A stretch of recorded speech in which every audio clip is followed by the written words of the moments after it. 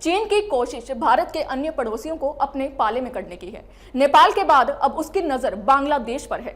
इसी रणनीति के तहत जब भारत और बांग्लादेश तीस्ता नदी का मसला सुलझाने की ओर बढ़ रहे हैं, वहीं चीन ने उसी पर एक सिंचाई प्रोजेक्ट के लिए $1 बिलियन देने का ऑफर दिया है। আসসালামু আলাইকুম, আমন্ত্রণ জানাচ্ছি বিডি টিউবে। সাথে আছি আমি হাসানুর ইসলাম। ভারত তিস্তা নিয়ে নাটক শুরু করে দিয়েছে। বছরখানেক আগেও ভারত ও ভারতীয় মিডিয়ার মুখ দিয়ে তিস্তা চুক্তির কথা আনাও যেত না।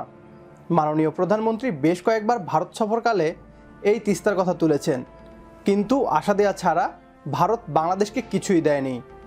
মাননীয় প্রধানমন্ত্রী শেখ হাসিনা বর্তমানে ভারতের জন্য অনেক কিছুই করছেন, তবুও ভারত বাংলাদেশকে তিস্তার অধিকার দিতে রাজি হয়নি।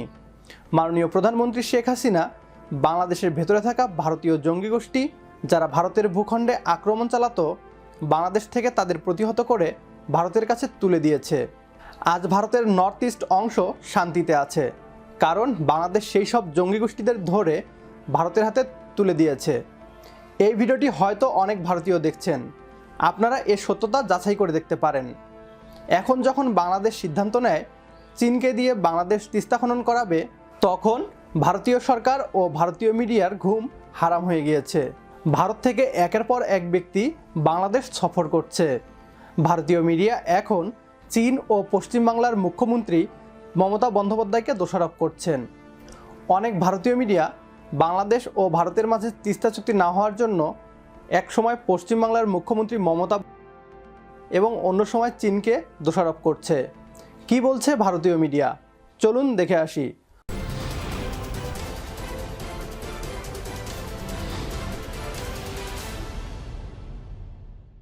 नमस्कार, आप देख रहे हैं कैपिटल टीवी और मैं हूं आपके साथ कांची बंसल।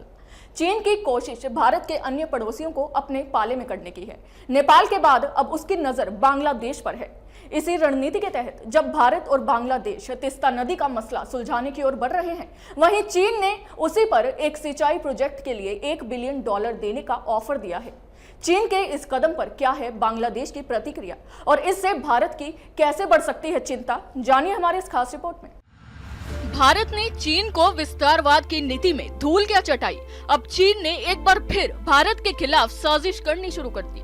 दरअसल अब चीन बांग्लादेश के साथ अपने रिश्तों को सुधारने की कोशिश में है।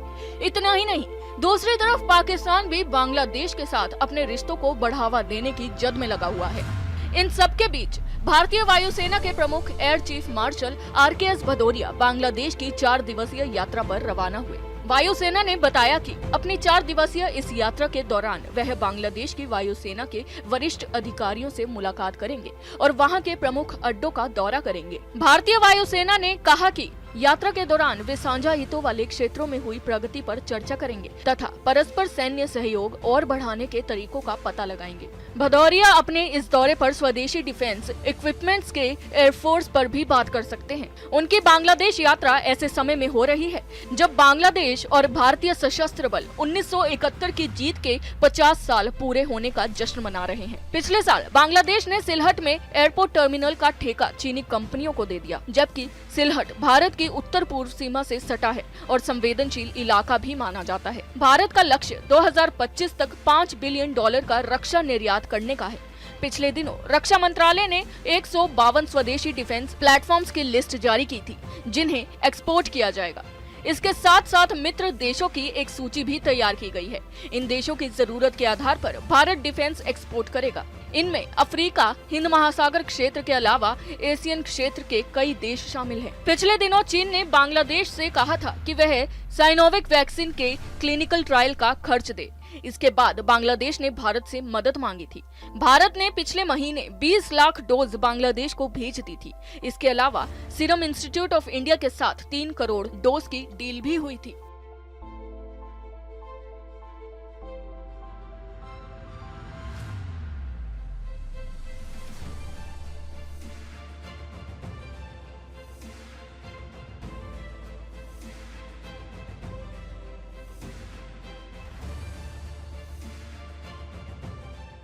शेख हसीना के दोबारा प्रधानमंत्री बनने के बाद बांग्लादेश के तेवर जरा से बदल गए हैं। अब वह चीन के इंफ्रा प्रोजेक्ट्स को ज्यादा तवज्जो दे रहा है, लेकिन भारत की चीन और पाकिस्तान के इन कदमों पर पैनी नजर बनी हुई है। अभी के लिए बस इतना ही। आप देखते रहिए कैपिटल टीवी। একেবারে শেষ মুহূর্তে এসেও 2011 সালের সেপ্টেম্বরে ঢাকায় তিস্তা চুক্তি সই করতে পারেননি ভারতের তখনকার প্রধানমন্ত্রী মনমোহন সিং এবং প্রধানমন্ত্রী শেখ হাসিনা। মনমোহন সিংয়ের সফরসঙ্গীর দল থেকে নিজেকে সরিয়ে নিয়ে পশ্চিমবঙ্গের মুখ্যমন্ত্রী মমতা বন্দ্যোপাধ্যায় ফলাও করেই জানান দিয়েছিলেন তিনি তিস্তার পানি ভাগাভাগি করতে রাজি নন। 2015 সালের 21 ফেব্রুয়ারিকে উপলক্ষ করে ঢাকায় ঘুরে গেছেন মমতা। তারপরও নিজের অবস্থান থেকে এক চুলো সরেননি পশ্চিমবঙ্গের মুখ্যমন্ত্রী। তার সাফ কথা, তিস্তায় পানি নেই, বাংলাদেশকে দেব কোথা থেকে। এমন পরিস্থিতিতে 2016 সালের ডিসেম্বরে ভারতের প্রধানমন্ত্রী নরেন্দ্র মোদীর আমন্ত্রণে প্রধানমন্ত্রী শেখ হাসিনা দিল্লি সফরের কথা উঠলে তিস্তা চুক্তির বিষয়টি বড় হয়ে আসে। শেষ পর্যন্ত সফর মাস চারেকের জন্য পিছিয়ে গেলে নতুন জল্পনা কল্পনা শুরু হয় তিস্তা নিয়ে। সফরের সময় যতই ঘনিয়ে এসেছে ততই স্পষ্ট হয়েছে চুক্তিটা অন্তত এবার হচ্ছে না। ভারতের পক্ষ থেকে এ নিয়ে কোনো রাগঢাক ছিল না। প্রধানমন্ত্রী শেখ হাসিনা দিল্লিতে পা রাখার আগের দিন সন্ধ্যায় অর্থাৎ 6 এপ্রিল ভারতের পররাষ্ট্র সচিব জানায় তিস্তা চুক্তি সই হতে আরও সময় প্রয়োজন। শেষ পর্যন্ত 8 এপ্রিল দিল্লির হায়দ্রাবাদ হাউসে দুই প্রতিবেশী দেশের মধ্যে শীর্ষ বৈঠকের পর নরেন্দ্র মোদী সাংবাদিকদের বলেন একমাত্র তার এবং শেখ হাসিনার সরকারই দ্রুত তিস্তার পানি ভাগাভাগির সমাধান করতে পারবে। তার মতে তিস্তা শুধু ভারত আর বাংলাদেশের জন্যই নয়, দুই দেশের সম্পর্কের জন্য গুরুত্বপূর্ণ। এরপর কেটে গেছে 3 বছরেরও বেশি সময়, কিন্তু তিস্তা নিয়ে কোনো চুক্তি তো দূরের কথা, আলোচনাও করেনি ভারত। আর আজ যখন আমরা নিজেদের দেশের স্বার্থে চীনের সাথে মহাপ্রকল্প গ্রহণ করতে যাচ্ছি, তখন তাদের মিডিয়াগুলোতে চীন বাংলাদেশ তিস্তা চুক্তি নিয়ে সাজানো হচ্ছে কাল্পনিক গল্প, যার সাথে বাস্তবতার কোনো মিল নেই। এমন কিছু ভিডিওর লিঙ্ক আমি ডিসক্রিপশন বক্সে দিয়ে দিব। ভারতীয় মিডিয়া বলছে চীন বাংলাদেশের সাথে সম্পর্ক উন্নয়নে উঠে পড়ে লেগেছে এবং এতে ভারতের চিন্তা বেড়ে যাচ্ছে। আরও বলছে শেখ হাসিনা দ্বিতীয় মেয়াদে প্রধানমন্ত্রী হবার পর থেকেই কিছুটা বদলে গেছে এবং চীনের দিকে ঝুঁকে পড়তে থাকে।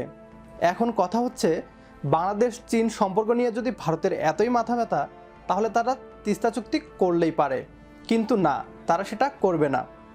আসলে ভারত চায় বাংলাদেশের উপর সবসময় কর্তৃত্ব চালাতে, কিন্তু চীনের সাথে বাংলাদেশের সম্পর্কের উন্নয়নের ফলে ভারত আর সে সুযোগ পাচ্ছে না। ভারতও বুঝতে পারছে বাংলাদেশ আর আগের মতো নেই, বিশ্ব রাজনীতিতেও শক্ত হচ্ছে বাংলাদেশের অবস্থান। আজকের ভিডিও এ পর্যন্তই। ভিডিও ভালো লাগলে একটি লাইক দিন আর কমেন্ট করে জানিয়ে দিন আপনার মূল্যবান মতামত। ভিডিও শেয়ার করতে একদমই ভুলবেন না। আপনার ছোট্ট একটি শেয়ারে হয়তো অনেকেই জানবে বাংলাদেশের ইতিবাচক খবরগুলো। তো দেখা হচ্ছে পরের ভিডিওতে। সে পর্যন্ত সবাই ভালো থাকবেন, সুস্থ থাকবেন আর বিডি টিউবের সাথেই থাকবেন। ধন্যবাদ।